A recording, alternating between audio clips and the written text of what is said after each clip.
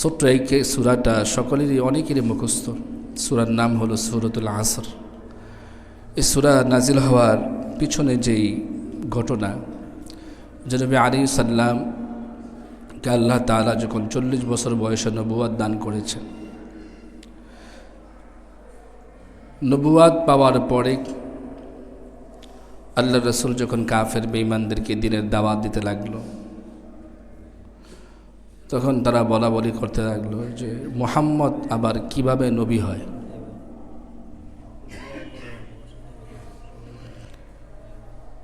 রসুলের জন্ম থেকে নিয়ে 40 বছর পর্যন্ত হায়াতের জিন্দিগিটাকে আল্লাহ তাআলা এমনভাবে সাজাইছেন যে 40 বছর পরে রসুল যেন কথা বললে মানুষ সেটা অনায়াসে বিশ্বাস করে নেয়। আল্লাহ সেভাবে রসুলের জীবনটাকে কি করছেন, সাজিয়েছেন। কিন্তু কাফের বেঈমানেরা কয় এটা কেমন রসুল, ক্বালু মা লি হাযার রাসূল ইয়াকুলুত তাআম ওয়া ইয়ামশি ফিল আসওয়াক। এটা কেমন রসুল যে সে আমাদের মতো খানাও খায় আবার বাজারেও যায়। রসুল বাজারে যাইব, এটা কেমন কথা, ঠিক না? এটা তাদের প্রশ্ন যে রসুল আবার কেমন রসুল। তো রসুল যখন দাওয়াত দিতে লাগলো, কাফের বেঈমানেরা সবাই মিলে রসুলকে একথা বলতে লাগলো যে মুহাম্মদ ক্ষতিগ্রস্ত হয়ে গেছে। মুহাম্মদ কি হয়েছে? ক্ষতিগ্রস্ত হয়ে গেছে। কেননা সে তার বাপদাদার ধর্ম ত্যাগ করছে, সে নতুন ধর্ম আনায়ন করছে। মুহাম্মদ কি হয়ে গেছে? ক্ষতিগ্রস্ত হয়ে গেছে। এই সূরা আল্লাহ তাআলা নাজিল করে সমস্ত দুনিয়াবাসীকে আল্লাহ তাআলা একটা মেসেজ দিয়েছেন, সেটা হলো যে আসলে কারা ক্ষতিগ্রস্ত এবং কারা সফল কাম এখান থেকে বোঝা যায়। এখান থেকে কি বোঝা যায়? আজকের আলোচনা যদি আমরা শুনি তাহলে আমরাও বুঝতে পারব যে আমরা কি আসলে ক্ষতিগ্রস্ত নাকি আমরা সফল কাম। আজকের আলোচনা থেকে এটা বোঝা যায়। সূরার শুরুতে আল্লাহ তাআলা কসম খেয়েছেন। অনেক জায়গায় কোরআনে কারিমে আল্লাহ তাআলা কি খেয়েছেন? কসম খেয়েছেন। আল্লাহর কথা এমনি সত্য, আল্লাহর চাইতে সত্য কথা কেউ বলে না। কিন্তু তারপরও আল্লাহ কেন কসম খান?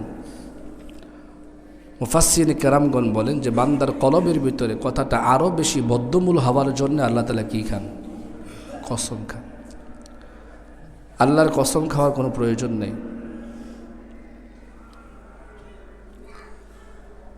এমন একটা বিষয়ে কসম আল্লাহ তাআলা খেয়েছেন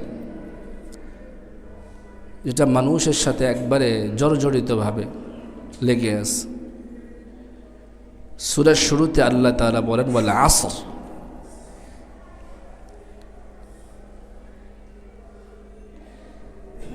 আল্লাহ তাআলা যুগের কসম খাইছেন, সময়ের কসম খেয়েছেন। কিসের কসম? যুগের কসম, সময়ের কসম।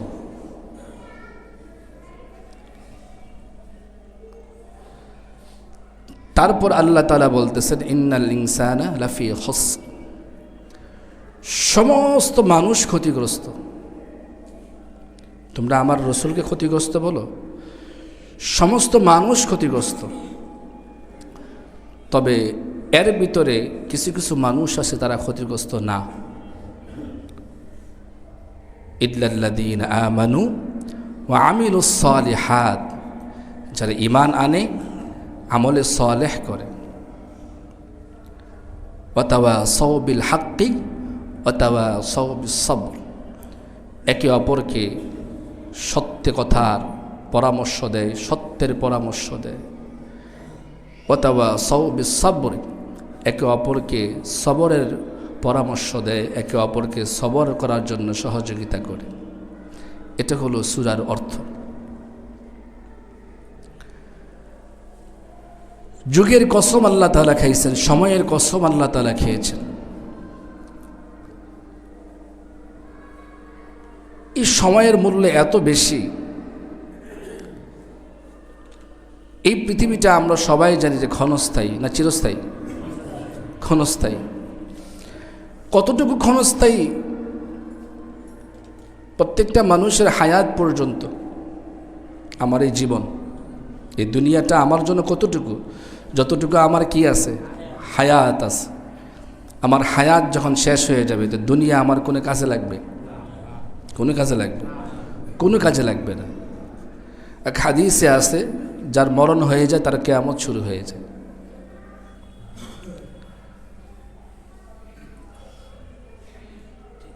এখন মরণটা কবে হবে এটাও জানি না। মরণটা কবে হবে এটাও জানি না। এই পৃথিবীতে একজন মানুষ শুধু জানতেন যে তার মরণ কবে হবে। একজন মানুষ শুধু জানতেন তার মরণ কি কবে হবে। তিনি হলেন আমাদের পিতা সাইয়্যিদিনা হযরত আদম সফিউল্লাহ। তিনি শুধু জানতেন তার হায়াত কতটুকু। আল্লাহ তাআলা তার হায়াত দিয়েছেন কি 1000 বছর।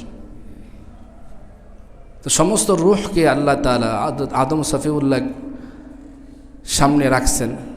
তাকিয়ে দেখে আর ভিতরে একটা রূহ সুন্দর করে ঝলমল করতেছে, নূরে আলোকিত করতেছে। তো আদম আলাইহিস সালাম প্রশ্ন করলেন যে আল্লাহ, ওই যে রূহটা ঝলমল ঝলমল করে এটা কার রূহ? তোমার সন্তান হযরত ইব্রাহিম। তার হায়াত কতটুকু? তার হায়াত হলো কি 60 বছর। তাইলে আমার থেকে আরও 40 বছর তারা লাগাই দেন। তো আদম আলাইহিস সালামের বয়স থেকে 40 বছর ছেলেকে দিয়েছে, হযরত ইব্রাহিম আলাইহিস সালামকে দিয়েছে। তো একমাত্র উনিই জানতেন তার হায়াত কতটুকু, এছাড়া আর কেউ জানে না। নবীও জানতেন না তার হায়াত কি কতটুকু ছিল। আম্মা জান আয়েশা সিদ্দিকা রাদিয়াল্লাহু তাআলা আনহা রাসূলুল্লাহ সাল্লাল্লাহু আলাইহি ওয়াসাল্লামকে প্রশ্ন করছেন, ইয়া রাসূলুল্লাহ, আমরা মরণকে কতটুকু কাছে মনে করব? মানুষের মরণটাকে একজন মানুষ কতটুকু কাছে মনে করবে? তা আল্লাহর রাসূল এক্সাম্পল দিতে গিয়ে বললেন যে তুমি নামাজ পড়তেছ, নামাজ শেষ বৈঠকে তুমি বসছো, ডান দিকে সালাম ফিরিয়েছ, বাম দিকে সালাম ফেরানোর গ্যারান্টি তোমার নাই। এতটুকু কাছে কি মৃত্যুটাকে আমাদের মনে করতে হবে। তাহলে বোঝা গেল যে এতটুকু আমাদের দুনিয়ার হায়াতের জিন্দেগি না। এখনই মরতে পারে, যা পাইতেছি সব বোনাস, যা পাইতেছি সব কি বোনাস। আখিরাতের হায়াত কতটুকু? পরকালের হায়াত কতটুকু? অসীম, যার সীমা নাই। অসীম, যার কোনো কি নাই, সীমা নাই।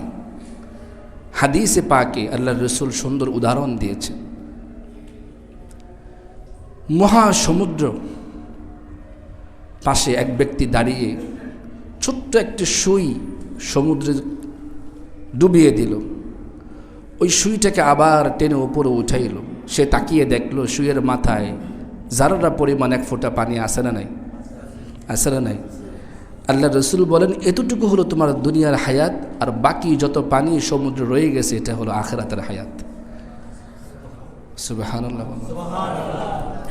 বাকি সমস্ত হায়াতটুকু হলো কি আখিরাতের হায়াত, অনন্তকাল, অনন্ত জীবন, যে জীবনের কোনো কি নাই, শেষ নাই। তবে এটা আল্লাহর বড় মেহেরবানি, বড়ই মেহেরবানি যে ছোট্ট হায়াতের বিনিময় আল্লাহ তাআলা আখিরাতে অনন্তকাল হায়াত বান্দাকে এটা আরাম আয়েশের জিন্দেগি এটা কি করেন আল্লাহ তাআলা রহমত অনুযায়ী আল্লাহ তাআলা মেহেরবানি করে বান্দাকে দিয়ে থাকেন। ছোট্ট একটি এই হায়াতকে যদি সম্পূর্ণ কাজে লাগানো যায়, কাজের মতো কাজে লাগানো যায়, তাহলে এটা দ্বারাই আমি কি এই অনন্তকাল হায়াতটাকে সুন্দর করে কি সাজায় গুছাইতে পারব। জ্ঞানী লোক তারা যারা এই ছোট্ট হায়াতকে কাজে লাগিয়ে আখিরাতটাকে পুঁজি বানায়, আখিরাতকে যারা সাজায় গুছায় এই ছোট্ট হায়াতে, তারা হলো প্রকৃত জ্ঞানী। আর নির্বোধ হলো তারা যারা এই অনন্তকাল হায়াতকে ভুলে গিয়ে দুনিয়া সাজানোর জন্য ব্যস্ত হয়ে গেছে। জানে এটা কোনো কাজে লাগবে না, জানে এখান থেকে 1 টাকা নিয়ে কবরে নিয়ে যাওয়া যাবে না, আমার অট্টালিকার একটা ইট বালু আমি কবরে নিয়ে গিয়ে কোনো কাজে লাগাইতে পারবো না, এটা সবাই জানে। তারপরও মানুষের দুনিয়া দুনিয়া দুনিয়া দুনিয়া দুনিয়া।